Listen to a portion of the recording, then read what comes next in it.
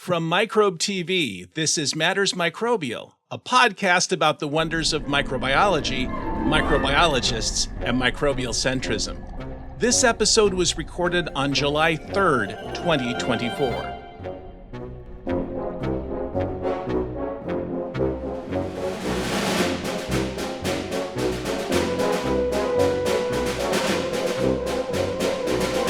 Hello, Micronauts, and welcome again to our Quality Quorum for today. I'm your host, Dr. Mark Martin, Associate Professor of Biology at the University of Puget Sound in Tacoma, Washington. Today, believe it or not, is the 48th episode of Matters Microbial. Those of you who watch and or listen and spread the good microbial word to others, many, many thanks from the bottom of my microbial heart. Summer research here has been progressing well. Each student has their own project, which encourages ownership and accountability. Here you see Doc Martian Chiana showing why her project on bioluminescence is lit. Sorry about that. My students used magnetic words to create lab poems, and they always surprise me when I come to lab.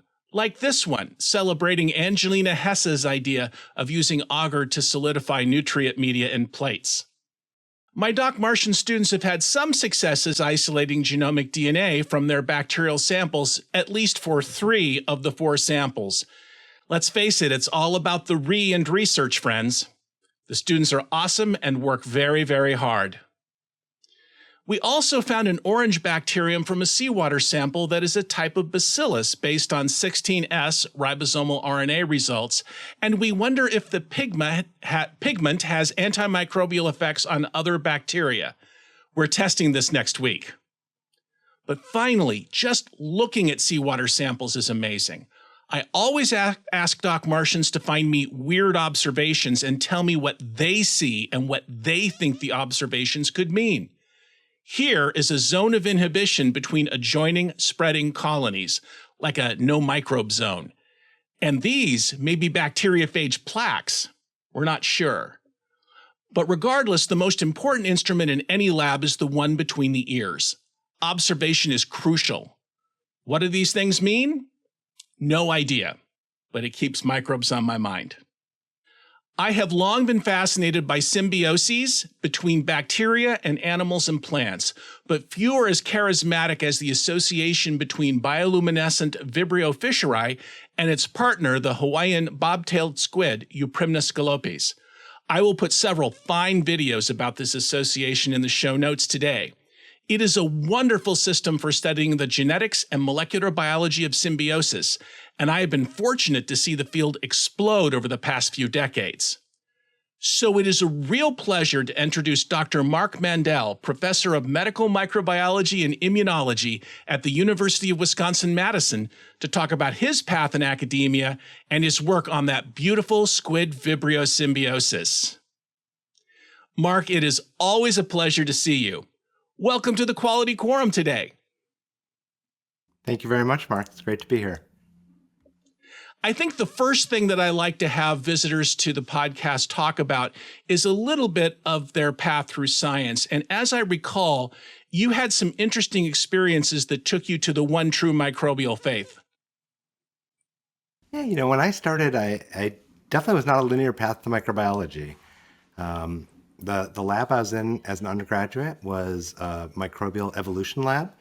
Everyone in the lab worked on a different organism. So someone worked on pelicans, and some worked on field crickets. That's the project that I worked on, although I ended up working on a microbial symbiont in the crickets.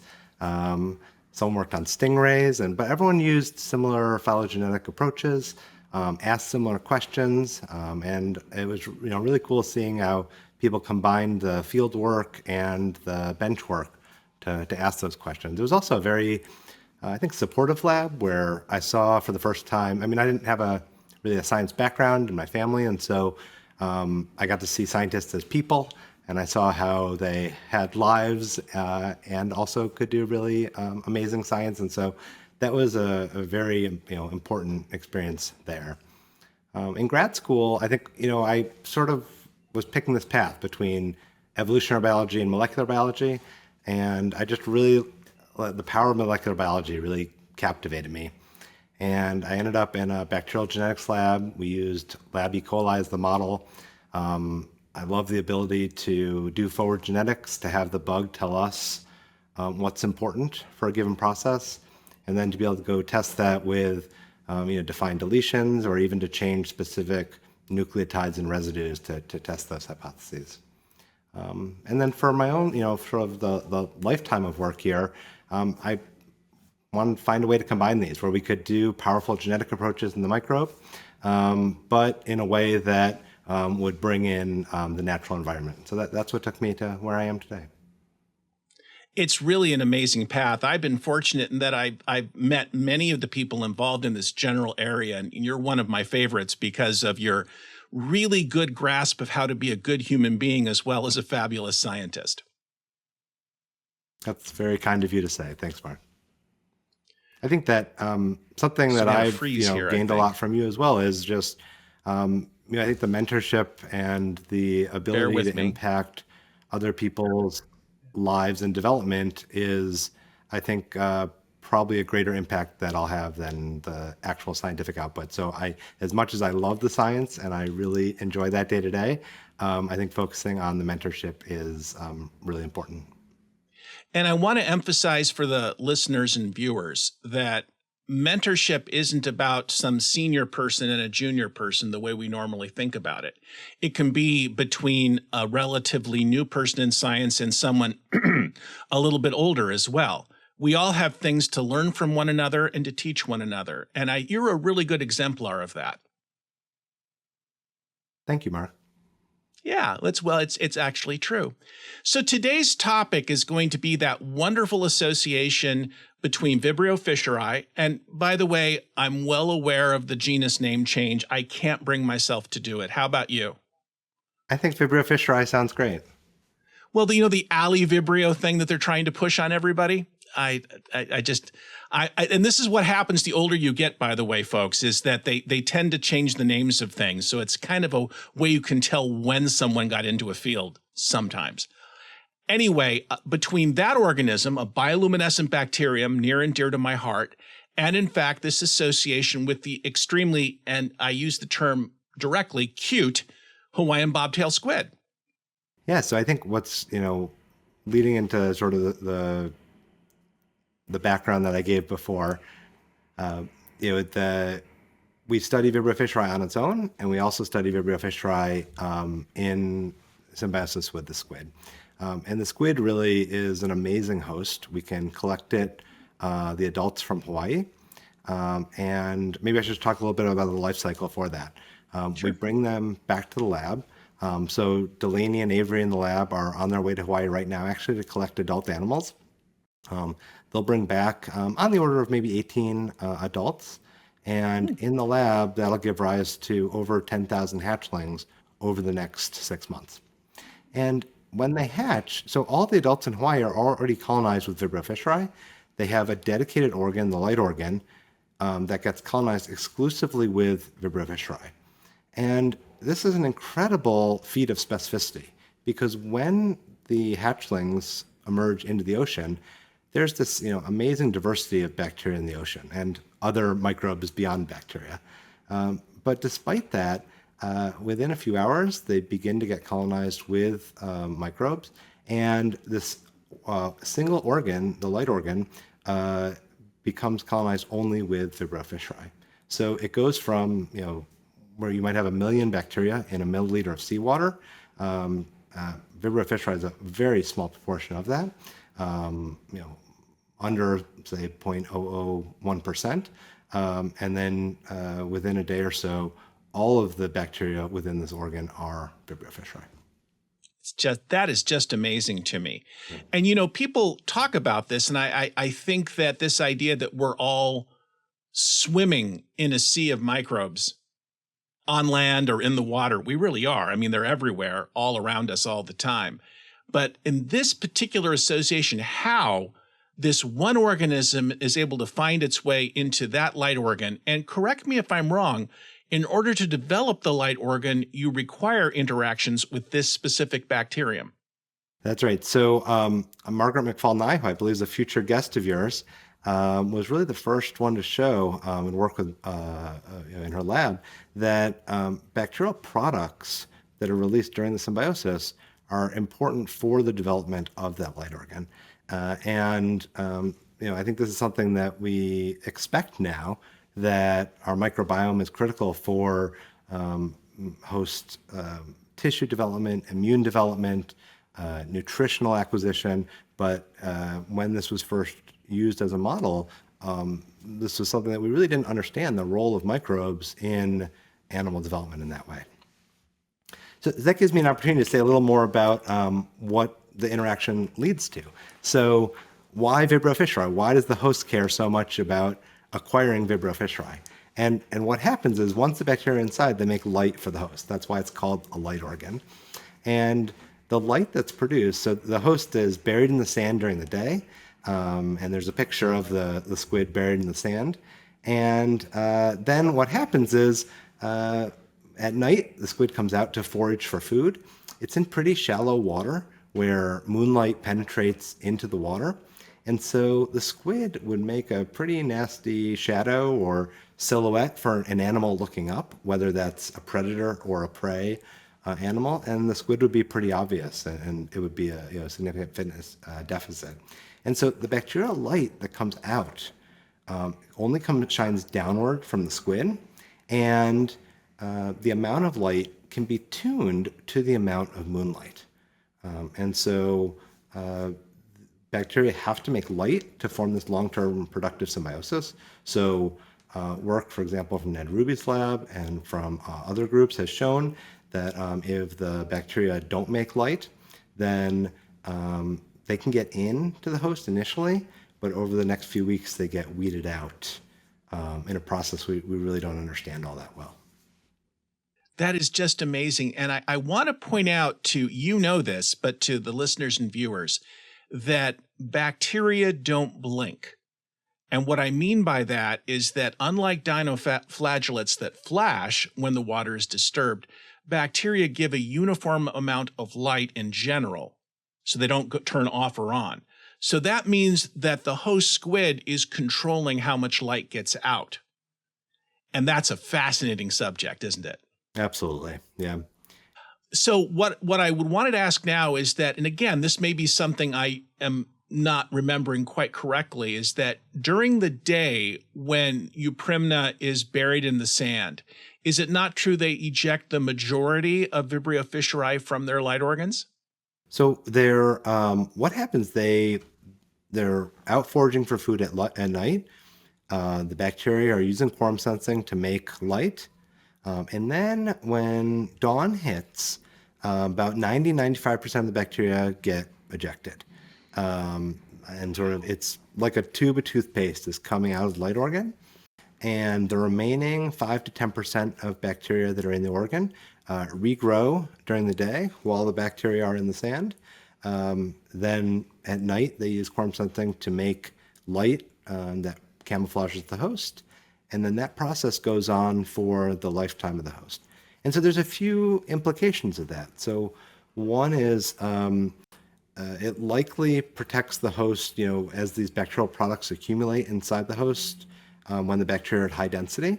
And there's evidence, for example, that the tissues inside the host look fairly unhealthy.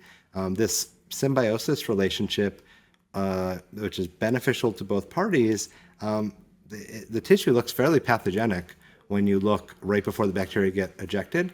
And it seems possible, likely, that by ejecting the bacteria, it gives the host a chance to recuperate during that time. It gives a chance for the surrounding seawater to be seeded with symbionts, so that as new hosts hatch into the water, there's bacteria in the water for them to colonize those hosts. And another implication, though, is that once that symbiosis gets established, those are the bacteria that are in the host for the lifetime. There's likely to be evolution of that population inside the host. That'd be cool to figure out. But that initial specificity, when the bacteria get acquired by the host, that only happens really during the first few days or week of that new hatchling's life. And this is the kind of thing you can actually do in the laboratory. Again, taking, I wish I had a name, I guess hatchlings, the teeny tiny uber cute squid, and then you add a dilution of bacteria to that, and they're able to find their way in. But of course, the question that comes to mind is how does the squid actually make sure that only the correct partner enters? Yeah. So yeah, if your viewers are seeing the hatchling here, it's about the size of a fruit fly for scale. And this question of specificity is one that we and others have spent a lot of time on. And I'll tell you some of the hints that we know so far. So there's definitely both host and microbial factors that play into the specificity. And one of the microbial factors that we've spent a lot of time looking at is bacterial biofilm formation. So the bacteria have to aggregate on their way into the host. If they don't do this, they cannot colonize. And they use a symbiosis polysaccharide. The system for this was initially discovered and characterized by Karen Weissig's lab in Chicago. And so a lot of evidence points to this. So she initially showed, for example, that mutants in this pathway are unable to colonize. We had showed, for example, that fish symbionts of Vibrio fischeri, and these are a lot of the samples that were used for a lot of the initial quorum sensing studies, because fish Vibrio fischeri are a lot brighter than squid Vibrio fischeri. But if you try to get them to colonize the squid, most of them cannot. There is sort of niche separation in the two. And when we looked and did a comparative genomics study, what we found was that they had the 18 target genes for this CYP polysaccharide, this biofilm locus, but they lacked a key regulator to turn on that locus. And if we express that regulator in the fish symbiont, that allowed them to colonize squid. So it seemed to play a direct role in specificity in the North Pacific Ocean.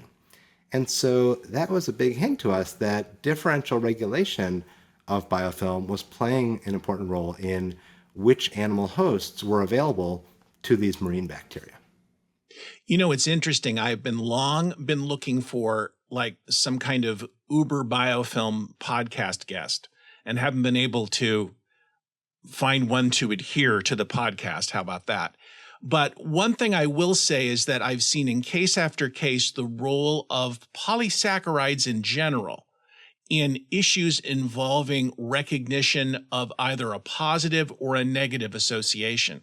So this idea of a biofilm, which on the one hand you might think just enables them to stick to a surface, this is true, but it also is creating something that can be recognized, again, in positive or negative ways by various hosts. So this is remarkable work.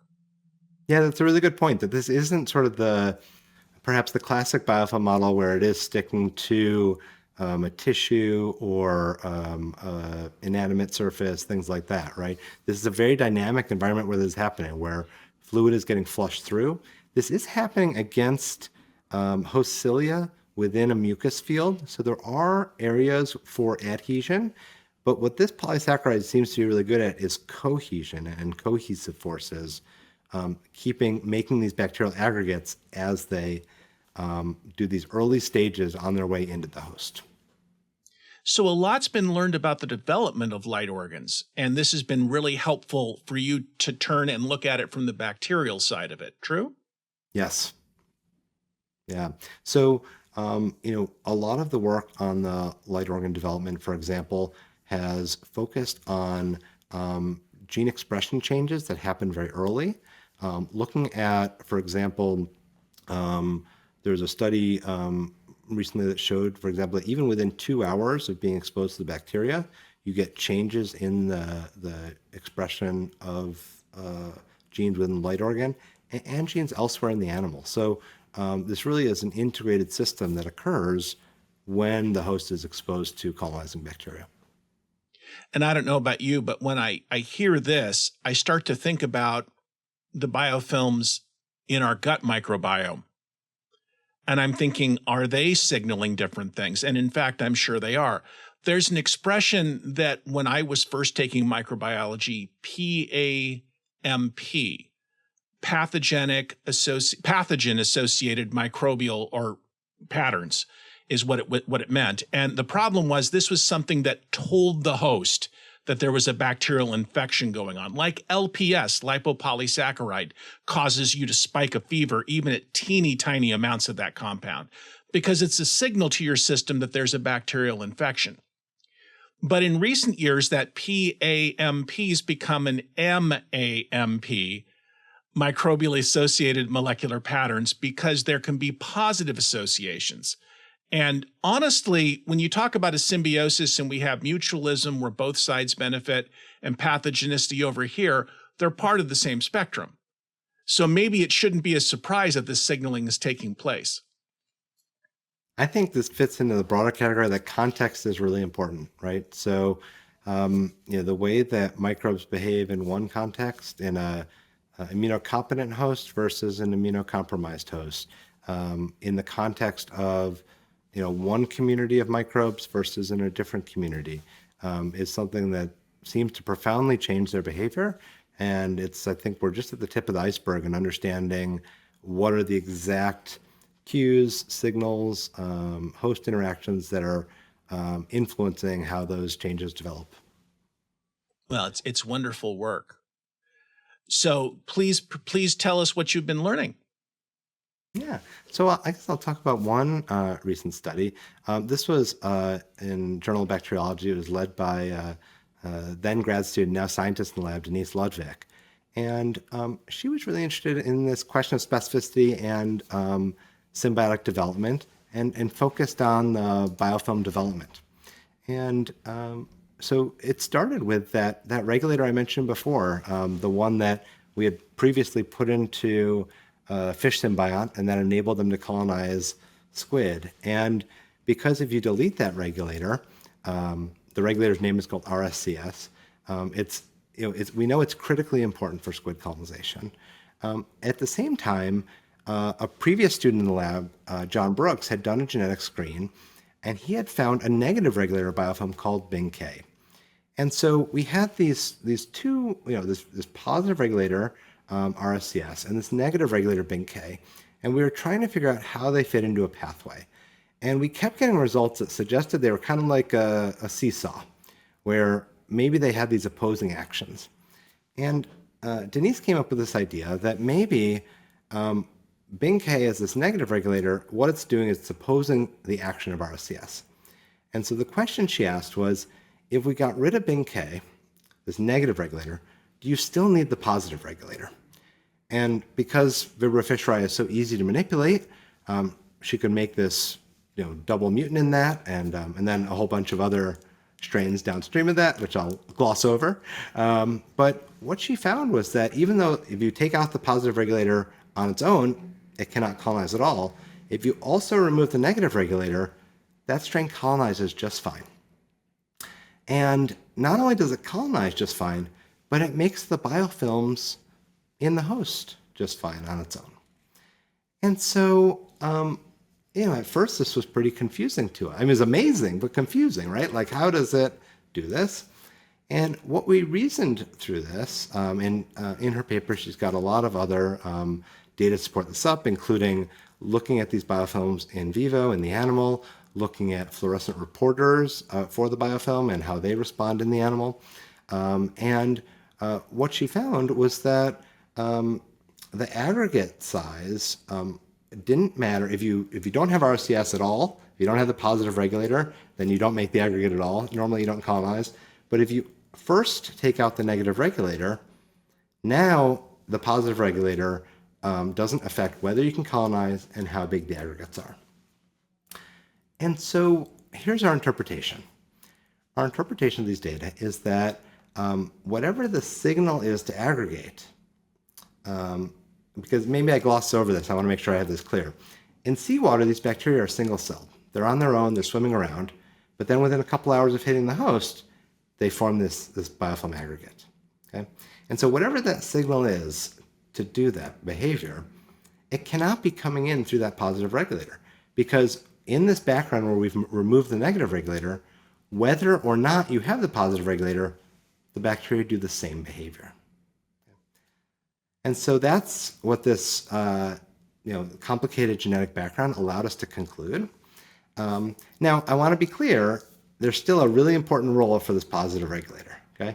Because on its own, it's really important.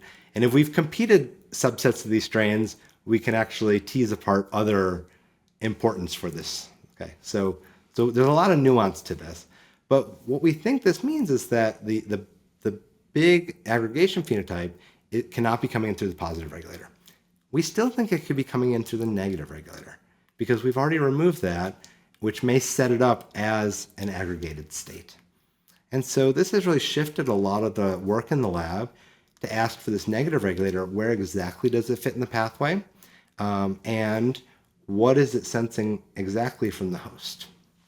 And so we're looking at both the inputs and the outputs for that signaling protein to understand at a molecular level, how does the squid send a signal to the bacteria? How does the bacteria receive that signal? And what does it then do with that to change its behavior?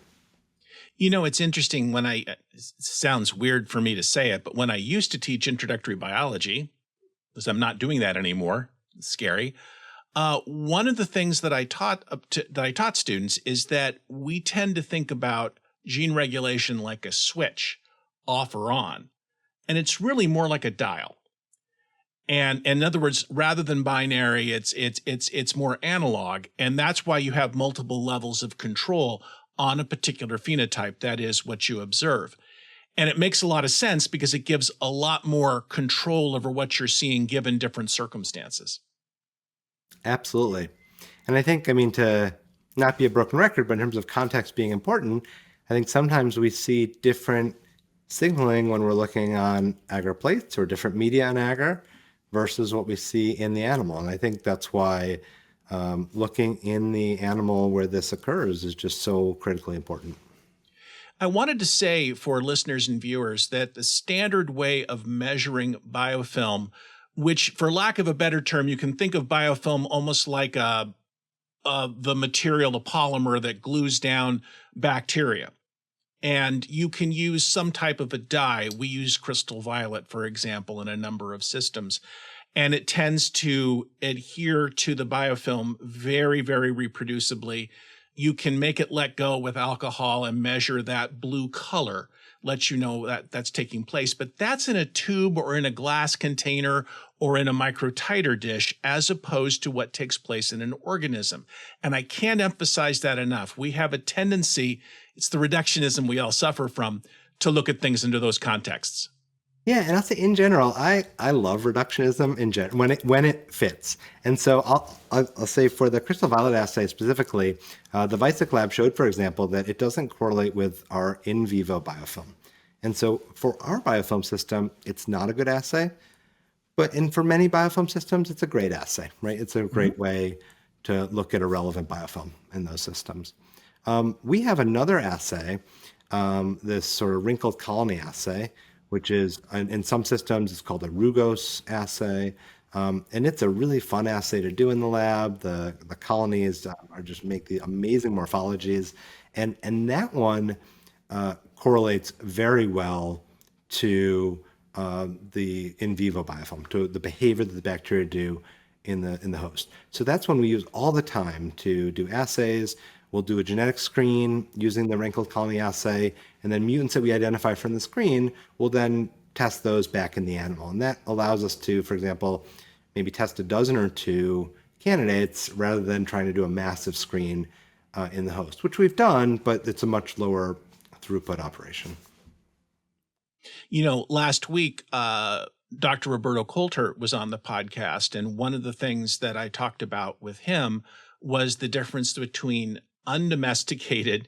I love how he uses this phrase, and I would always cringe whenever I did. So if Roberto says it, it must be okay. In any event, domesticated and undomesticated bacteria, the lab rat bacteria that we use mostly tend to form colonies on plates that are very uniform, but they're, quote, undomesticated super duper wild type versions from nature form these very ornate and complicated structures. And your rugose colonies remind me of that. Absolutely. Yeah. They are, just beautiful in terms of, back to your first question about getting into microbiology. it's one of the things that just makes it really fun on a day-to-day basis. It's one of the things when people ask what it is I do for a living, and, mostly I teach, but when I go to the lab and I look at things, and this is a delicate point. Often all of us in science see things that no one has really seen before. And I didn't say it was important or earth-shattering, but it was new. We get to see it. And that's what makes it a wonderful career for a particular type of person. I agree. I think that's hugely motivating to know something before anyone else in the world knows it. Yeah. And again, we're so fixated on something that is going to be on a news cycle. I don't care about that. I never really have. So I just want to know what happens next, mostly. So that's wonderful work. I particularly like the way that you explained how some techniques of measuring, say, this biofilm are associated with a symbiotic phenotype and others are not.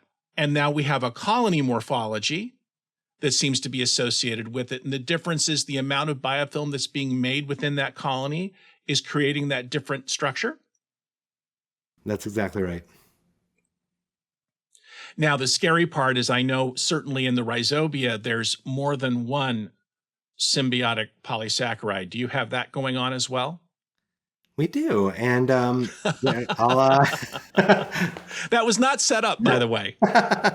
Well, it gives me an opportunity to talk briefly about your former students' work. So when now Dr. Ruth Eisenberg was a grad student in the lab, she had looked at the role of cyclic diGMP during symbiosis. And this is a cytoplasmic compound that's prevalent across bacteria. And what it usually does is when you have high levels of the compound, you have more biofilm and less motility. And because that's exactly what happens when the bacteria are inside the host, it seemed to be a great candidate to look at. And so this is what Ruth focused her PhD thesis on. And what she found was that when she looked inside the host, she did in fact see more biofilm and less motility, but it wasn't the symbiosis polysaccharide that we've been talking about this whole time. It was the cellulose polysaccharide. And when she looked at gene expression in the host, she saw some complicated interactions between the cellulose polysaccharide and the symbiosis polysaccharide. And if she deleted the genes for the cellulose polysaccharide, that revealed a regulatory interaction between the two polysaccharides that was much more apparent in the host than anything we would see in culture. And so there's, I think, another example of where looking in the host could reveal things that were not apparent on agar plates. And so, it's turned out to be a much more sort of interesting, complicated story than we had imagined when we first got into it. One of the things that I hammer on to my microbiology students is that a petri dish is not the natural environment of a bacterium, nor is it a 2059 tube, a culture tube. And actually, very seldom, you may work in an exception to this, but very seldom do bacteria exist by themselves in a particular environment. Your light organ may be quite different than that, but for the most part, there's a lot more interaction between things. I agree. And I think that we don't even, as many people have been studying the symbiosis for as long as they've been studying it, I think it's a little unsatisfying. We don't know what Vibrio fischeri's life is like once it's out of the light organ, right? Yeah. Who it associates with, what it's doing, where it spends most of its time. And I think understanding that would be really powerful. I couldn't agree more because, I talk a lot about the motivations of microbes and then people laugh at me, but they do have an agenda and it's not ours. In Absolutely. fact, you will laugh at this because you're a full-on geneticist, and because I recognize the mindset. And I remember having a particular assay that I was doing. I was trying to basically use a McConkey medium to look for a particular series of genes that could be expressed. And I could tell they're being expressed because they would ferment the maltose and therefore be read on this indicator media. And it was Bill Metcalf of University of Illinois, Urbana-Champaign, who said, these bacteria, well, he put it more pungently than I am, don't really care about your phenotypic assay. They have their own agenda. And it's 100% true. These are not reagents, they're living things. Yeah, my PhD advisor, Tom Stilhavy, his version of it was you get what you select for, whether you want it or not. So. Yeah, that's 100% true. And you can't, and I won't take up time here, but I have been fooled many times by a phenotypic assay, but what I found out was much more clever if I can assign cleverness to microbes, which I can. They've got like a couple billion years on us. So the next thing that I wanted to ask you about is how do you find out what takes place within a light organ as these bacteria do their thing? Yeah, so I think you mentioned genetics, and what that means in my lab is using mutants to probe those processes. So we are often taking either individual mutants or pools of mutants, asking what succeeds in a process or what fails in a process, and saying, okay, if a mutant is not successful in an assay, in a selection, in a screen, then we're inferring that the gene that's interrupted in that is likely to be important. And that's sort of our starting point for a lot of our projects. And then we go and test that. So in the squid host, that's something that we can take pools of mutants, do transposon insertion sequencing, or take individual mutants, ask how they colonize on their own, compete them against other mutants, and ask how they perform in those colonization assays. So that's our starting point often. There's other tools we employ, including expression analyses, including biochemical studies, things like that, comparative genomics, but genetics is definitely our home base for a lot of this work. Just letting the microbe tell you what's going on, I think is so important. And I know, again, that's almost vitalist in its nature, but it really is the way a geneticist thinks. I mean, you and I, if you don't mind my saying so, we view a cell as a black box. We look what goes in, what comes out, and we can kind of infer what's taking place inside and come up with other questions. With all due respect to biochemists, they drop a bomb on the black box and look at the pieces. And I know that sounds unfair, and the good news about modern molecular biology is the fusion of these new techniques. So, for example, you can use gene fusions, so you can find out if a particular gene is on in living bacteria under particular circumstances, perhaps even in a light organ. And this is something that could never have been done any other way, I think. Yeah, we're definitely using a lot more fluorescent fusions inside light organ. We just had a recent collaborative paper with Julia Van Kessel and Jason Peters. This was spearheaded by a grad student, Logan Gaiman, in Julia's lab.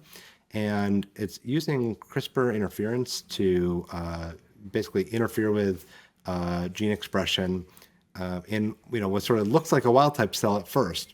And what we're planning to use this for in the future is allow bacteria to colonize the light organ and then interfere with things that would be essential earlier in colonization.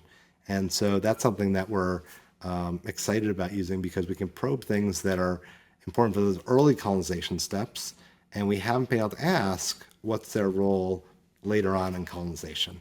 And so that's something that we're really excited to dive into. Oh, I think that's wonderful. So, Mark, I actually don't know a lot about the immune system of cephalopods. Does Euprymna scolopes have an immune system as we know it? And is this being involved in this process?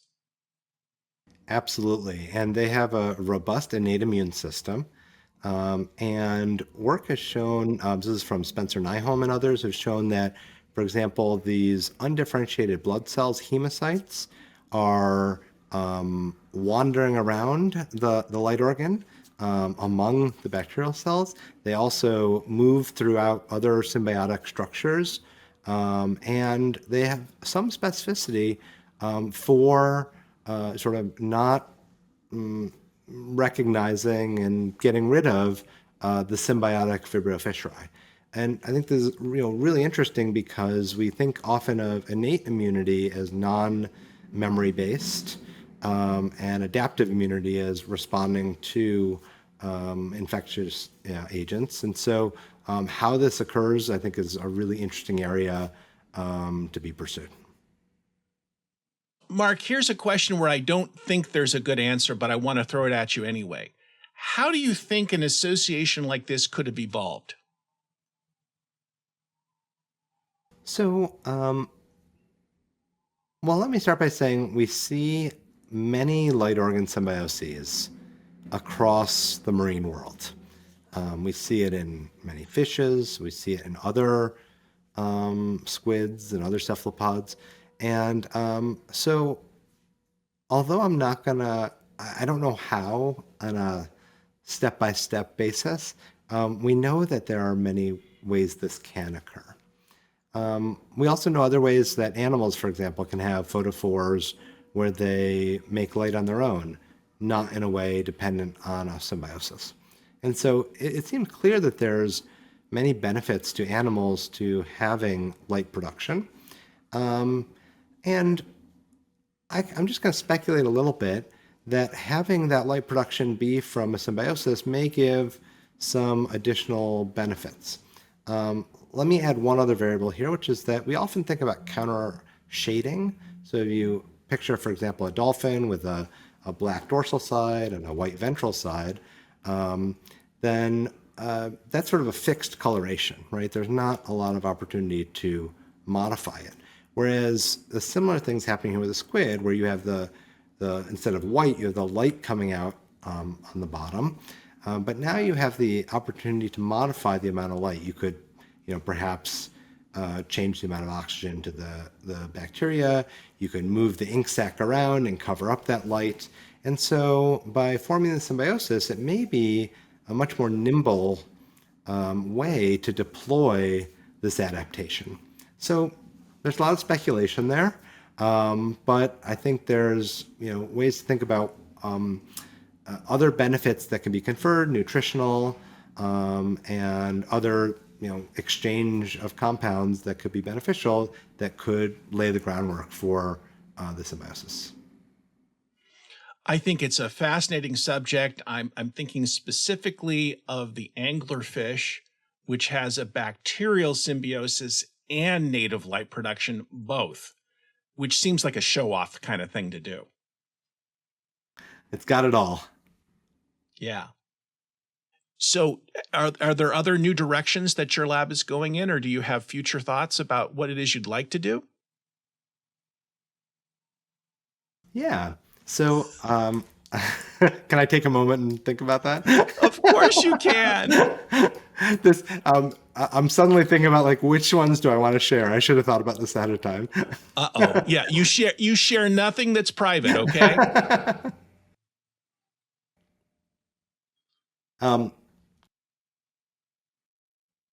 A lot of the work that we're doing, I think, is going at two different ends of the spectrum in terms of scale.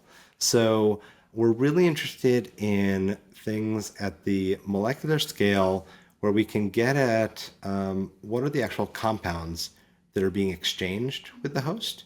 And so for the last few years, we've had this really amazing collaboration with Laura Sanchez, who does imaging mass spec, and with Terry Moore, who's a synthetic chemist, and using this to ask what are the small molecules that are in bacterial colonies and then that are at the symbiotic interface, and starting to ask which ones of those are specific to the symbiosis, how are those exchanged across the symbiotic interface, and just trying to get at this, using this model system to get at a functional understanding of signal exchange during symbiosis.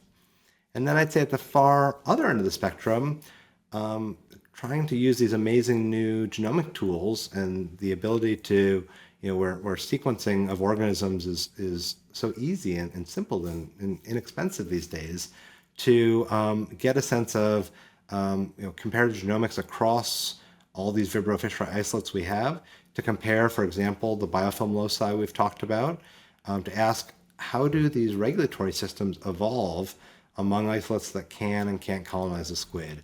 How do they look different in different parts of the world where there's different squid hosts?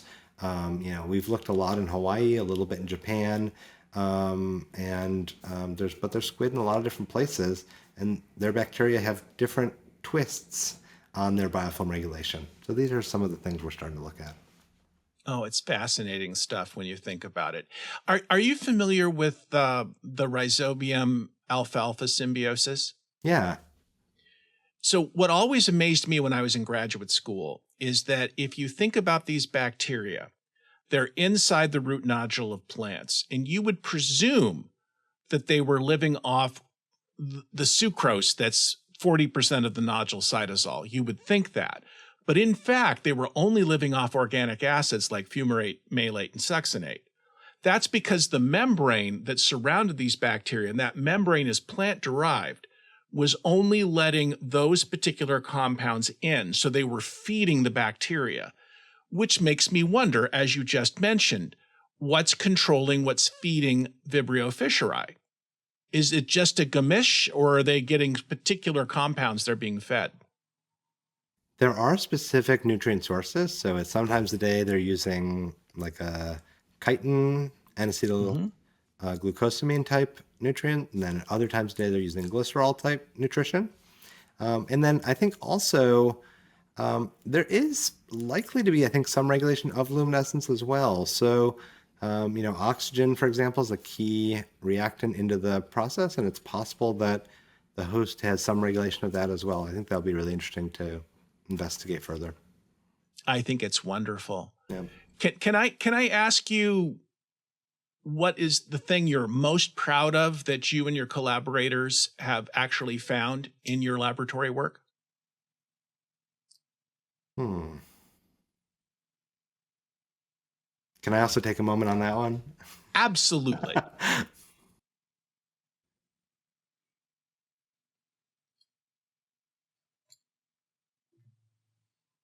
I think that's a really hard question, Mark. Well, I didn't.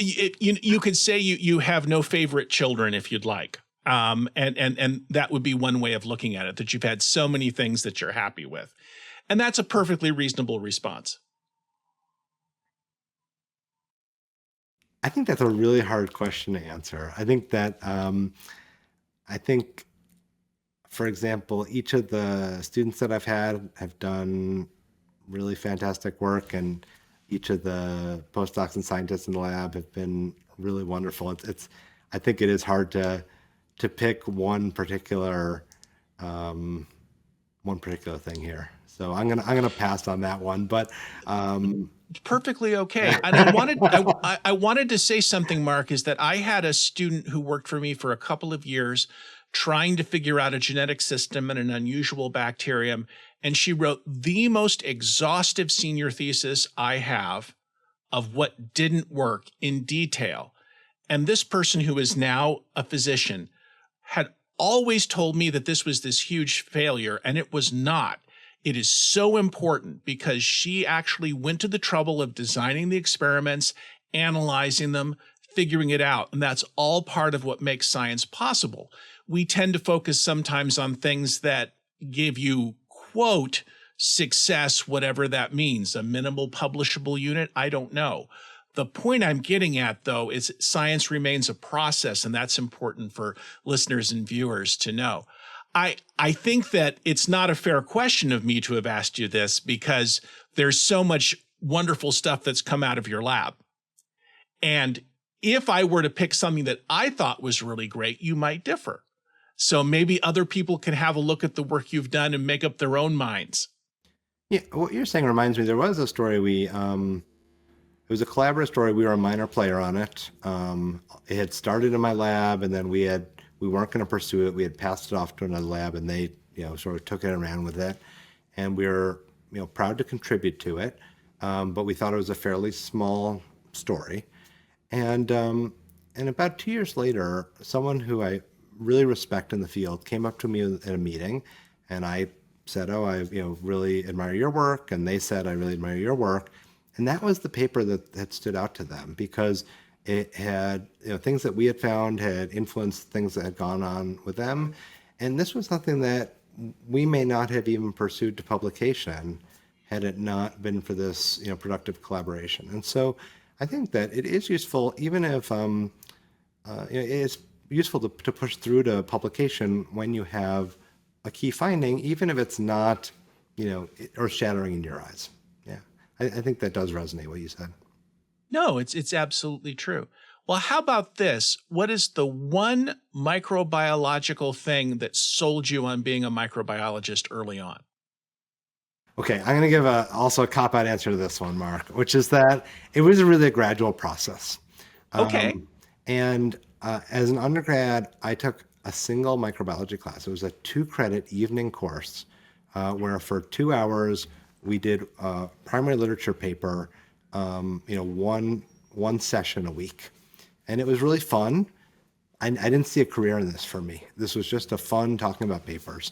And then when I got to grad school, again, I didn't think I was going to go to grad school for microbiology, but one of the fields that we had been discussing in that class 2 years earlier, I happened to be at the institution where that faculty member was, and I had an opportunity to study with them, and I ended up doing it. But again, this wasn't a long-term plan I had, and I joined it because I liked the genetics of it, and the fact that it was in microbes at the time was sort of secondary.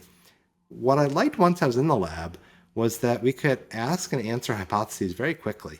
And so as a training environment, it was fantastic. You could, if you were wrong, which you often are, I often was, then and still am, then you'd find out quickly and you could redesign the experiment and do it again. If an experiment didn't work, you could do it again. And so, I would have classmates who were, doing much longer scale things, building a mouse or something like that. And it was really nice to have that really iterative process of, come up with a hypothesis, test hypothesis, pick a new path. And so I just sort of fell into it where I just really, during the next few years, really loved the subject matter. But that wasn't what initially got me into it. It's perfectly okay. And it's interesting because I fell in love when I was 12, when I saw a plate of Photobacterium phosphorium that one of my brother's friends gave me. But when I was an undergrad, my first publication's on human DNA. And that's what I thought I was going to be doing. And it took me time to realize that I was ignoring the call of what really interested me, which honestly is the interactions between microbial organisms. So sometimes you have to listen. I agree. And I give that advice to actually all the undergrads in my lab when they go to grad school to not follow the story you've been telling yourself, that what you think you're supposed to do, but you're going to, see science you've never seen before. And if you're interested in it, to go for it and not to feel obliged to do something. I do think depth is important, right? So I think I was able to embrace it because even though it was really different than what I had done as an undergrad, I had taken on a pretty deep project. And I'd gotten into the weeds of it, and I had pushed through failure. And so I think depth in whatever someone picks is really important. It doesn't have to be the project that's the love of their life, but it's important to push deeply in whatever they're doing. I have never minded when something that I really kind of liked in science was wrong. In other words, that I had a hypothesis and it's been not confirmed. I just think it's better to be wrong in an interesting way. And I find that in microbiology, because there's so many twists and turns, that happens quite often, at least in my experience.